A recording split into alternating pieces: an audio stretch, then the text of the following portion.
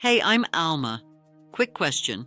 Do you want more control over your energy without overcomplicating it? That's what we do here. Most people who buy a heat pump and regret it don't regret the heat pump. They regret the decision they made before it was installed. They regret trusting the wrong contractor. They regret not knowing the 3 questions that would have saved them thousands of dollars. They regret not understanding what cold climate rated actually means versus what a salesperson says it means. I've spent a long time studying how homeowners in the U.S. make this decision. And the pattern is always the same. There's information everywhere. But almost none of it helps you make your decision for your home and your climate with your budget. That's what I want to change today. Here's the thing, nobody tells you up front. 2 neighbors can buy the exact same heat pump model and have completely different outcomes. One is comfortable year-round and their energy bills dropped. The other is freezing in January, calling for repairs. Same brand, same model. The reason has almost nothing to do with the equipment itself. It has everything to do with 5 factors that most homeowners never even think to ask about. In this video, I want to give you a clear picture of the landscape so that you understand why this decision deserves more than a quick Google search. Let's start with the basics. A heat pump is essentially an air conditioner that can run in both directions. It doesn't create heat, it relocates it. Because moving energy is far less work than generating it from scratch, it can deliver more heating value than the electricity it consumes. Now, I'm being deliberately vague on the numbers here, because the efficiency you actually get depends on your climate, insulation, and duct situation.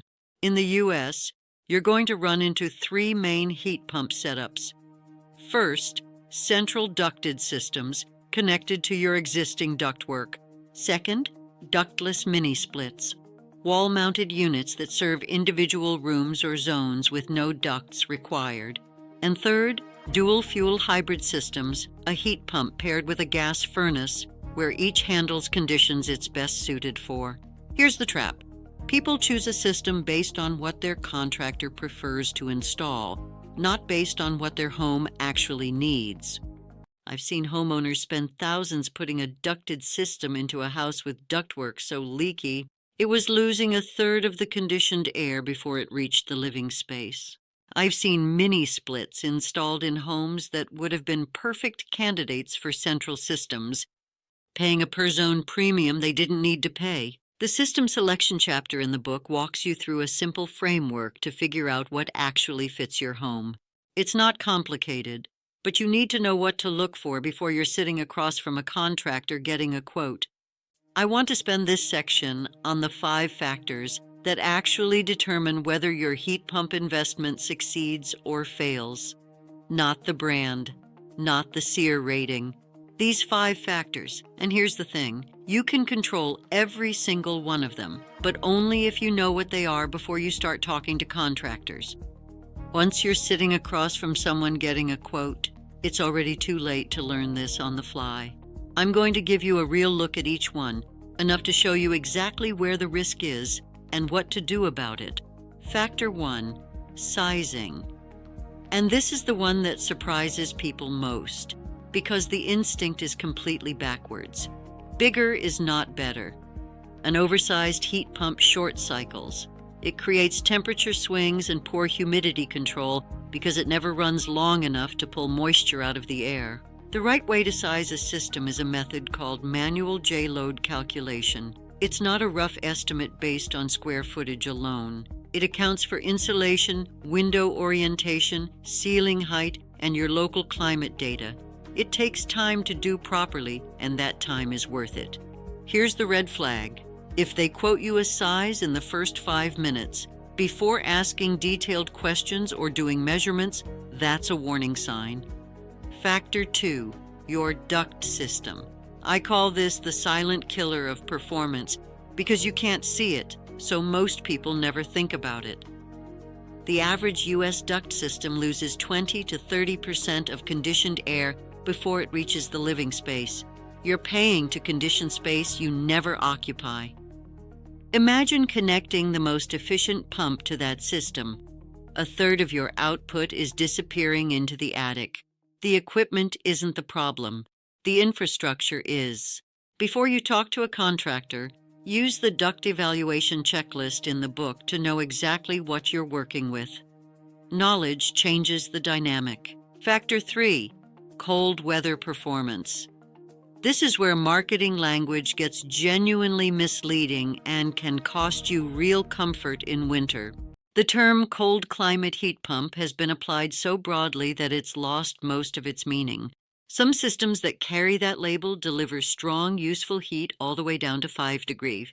Others start dropping off significantly below 25 degrees and rely on backup resistance heat, which is expensive to run, for anything colder than that. You cannot tell the difference from a brochure headline or a salesperson's description. What you need are the actual performance numbers at specific low temperatures, rated heating capacity at 5 degrees and 17 degrees, and the HSPF2 efficiency rating under real operating conditions. Reputable manufacturers publish all of this. It's publicly available.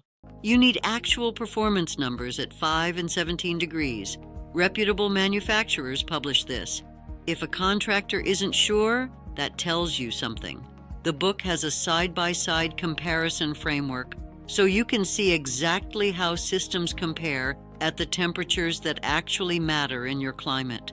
Factor 4, your home's electrical infrastructure. This budget surprise catches people completely off guard, often after they've already committed. You may need a panel upgrade that adds thousands to your cost.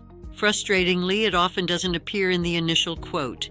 You find out later. If you're also planning an EV charger or induction range, address the panel question right at the start. Doing it all at once is almost always cheaper. Factor 5, and honestly, the one that matters most, contractor selection.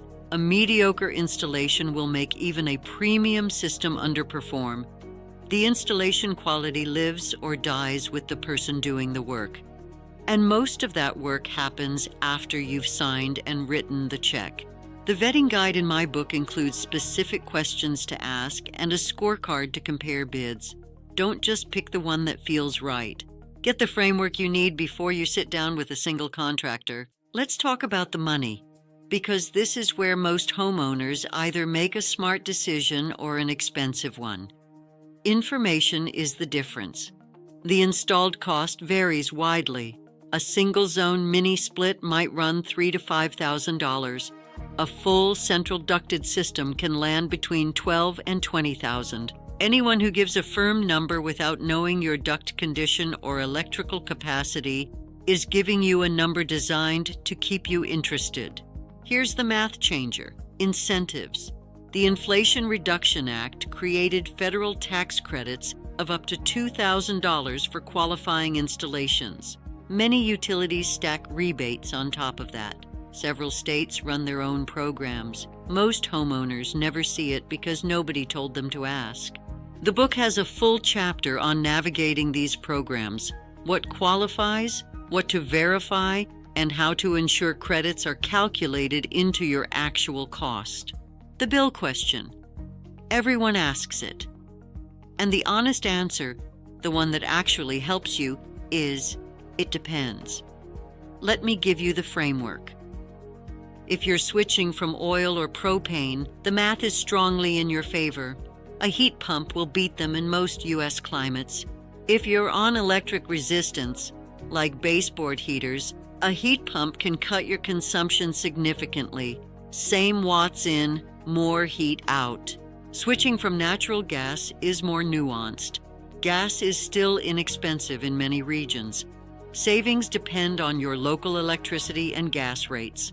The honest answer requires running numbers with your actual bills. Don't just take a contractor's projection at face value without seeing the assumptions. Here's the question almost no one thinks to ask before they buy. What happens when the power goes out? Heat pumps run on electricity. No power, no heat. If you're in an area with reliable power, this might not be a concern. But in weather-heavy regions, this is a conversation you need before installation. Generators can power a heat pump if sized correctly. A compressor can draw 15 to 20 amps running with a startup surge. Don't just assume, check the numbers. Battery systems are quieter and seamless, but running whole home heat for an extended period takes serious capacity, not a small portable unit. Here's the angle most miss. If you have a dual fuel hybrid system, your gas side can still run during an outage if you have generator power for the controls. That built-in redundancy is why hybrid setups make so much sense in colder, outage-prone regions. Redundancy is your winter safety net. The book has a full backup power planning section, including a load worksheet and checklist. It takes an afternoon and can save a cold night later. Don't leave your comfort to chance. Let me tell you exactly what's in the book, because I want you to understand why this is the thing I wish had existed when I first started looking into heat pumps. It starts with a home evaluation framework. Before you talk to a single contractor, this walks you through how to assess your own home. You'll assess your duct condition, electrical panel, and insulation, so you walk into every conversation already knowing what you're working with. That alone changes the dynamic completely. Then there's the system selection guide, not a general overview, a decision framework. The guide accounts for your specific duct situation, your climate zone, your budget, and your priorities, and walks you to the right answer. There's a full cold weather performance chapter with the exact data points to request from manufacturers and contractors. It includes a comparison method that lets you evaluate systems on the numbers that actually matter in cold conditions, not just the headline SEER rating. There's a contractor vetting guide with verbatim questions, not general advice, actual questions, along with what a good answer sounds like. There's also a quote scorecard to compare 2 or 3 bids clearly, without feeling like you need an HVAC background to understand them. And at the end, a commissioning checklist. Most homeowners sign off on a job without knowing what to verify. This tells you exactly what to check. You'll check the refrigerant charge, airflow balance, and controls setup before you write the final check. It's a practical buying guide. Here's the bottom line, and I want to be direct with you. A heat pump is one of the larger home improvement decisions you'll make. The equipment lasts 15 to 20 years. The installation quality stays with you the entire time.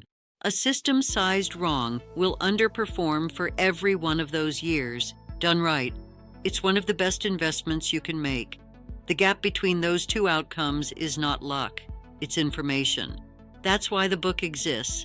It's a one-time read that pays back every time you sit across from a contractor. If you're seriously considering a heat pump in the next 6 to 12 months, read it before you make a single call. If this video gave you something useful, please subscribe. I cover US-focused home energy topics to help you make better decisions. My goal is always the information that actually helps, not just the easy surface-level stuff that's already everywhere. And drop your climate zone in the comments right now: Northeast, Midwest, South, Mountain West, or Pacific Northwest. I read every comment. The right approach genuinely changes by region. If enough people from one area show up, I'll do a dedicated video for that climate. Thanks for watching. I'll see you in the next one.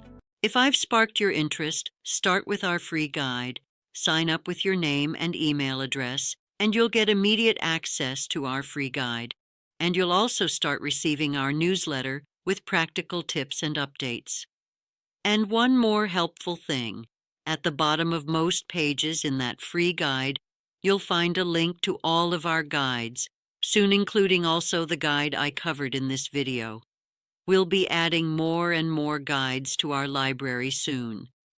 This video and this channel are for anyone interested in using energy smarter. If there's a topic you want me to cover, let me know in the comments. I try to read every comment. Subscribe to this channel and like this video. That helps me create more content here. See you in the next one.